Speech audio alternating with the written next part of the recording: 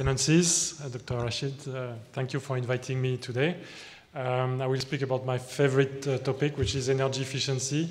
I've been working now for 10 years in the energy efficiency sector.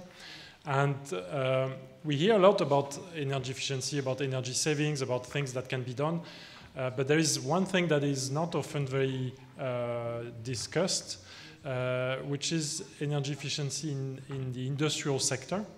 The reason why it's something that is not discussed a lot is because it's very specialized, it's very technical.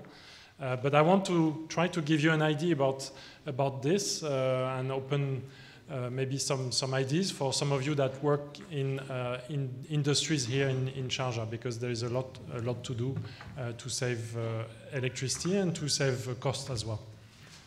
So ENGIE, just a word about ENGIE. ENGIE is a large energy company, originally from France. We have in the region, in fact, the initial business of ENGIE in the region was to develop and operate power stations. So we have 23 power stations in the region, including some in Abu Dhabi. And now ENGIE is here focusing on the additional services that the group has and will bring energy efficiency services in the region. So the potential for energy efficiency overall, and those numbers are from the International Energy Agency. We're talking about 26 exajoules of potential savings. So exajoules, it's a big number. It's 1 followed by 18 zeros. And just to make it in perspective, that's the equivalent if you do everything you could do for energy efficiency, that's the equivalent of removing the consumption of the 2 biggest countries in the world, which are the US and China. So that's really big. Another idea is, you remember this earthquake and tsunami that has happened in Japan back in 2011. The energy that was deployed by this tsunami was estimated to 1.4 exajoules. So that gives you an idea of what we're talking about for energy efficiency. The savings, the potential is really huge. There was a lot of investments, investments made in energy efficiency already since 1990. And you can see we've saved cumulatively around 520 million tons of oil equivalent, which is higher than the consumption of Japan and Korea.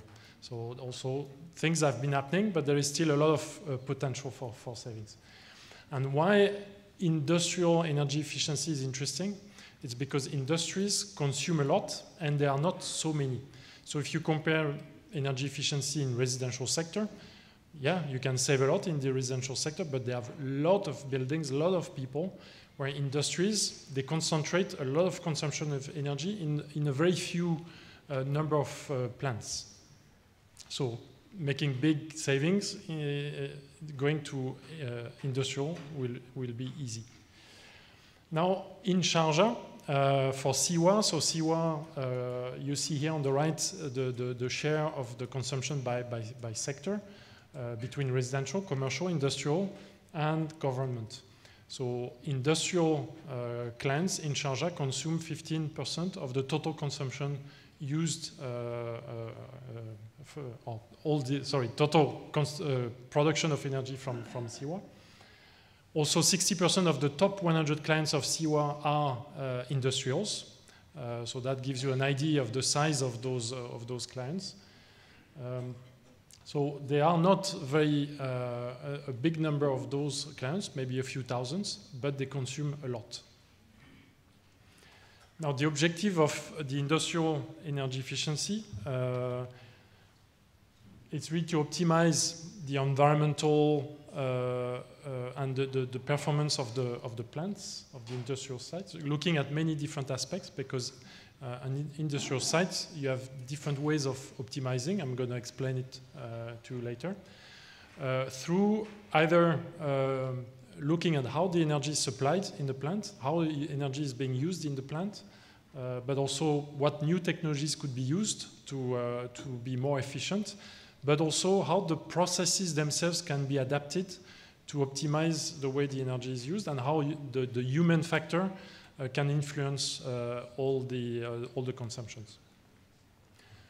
So this is a big list of things that can be done, but I won't go into the details, but it's just to give you an idea. Usually it always starts the same way. You do an audit, you look at what's in the factory, in the plant, how the energy is being consumed. Then you look at how the utilities are being managed. So the water, the fuel, the gas, the electricity, all this, how it's being, all those are being used in the factory, and what can be done to maybe use them a little bit more efficiently.